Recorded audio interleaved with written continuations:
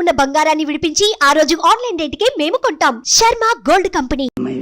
ఎందుకంటే మా అబ్బాయి రాజకీయాల్లో వాడు విధయ్యాడు. వాడు పడ్డ కష్టానికి భగవంతుడు ఫలితం మంచి ఫలితం ఇచ్చాడు. అందుకు చాలా సంతోషంగా ఉందమ్మా. ఈ రోజు నుంచి గాజు గ్లాసులో టీ తాగుతాం.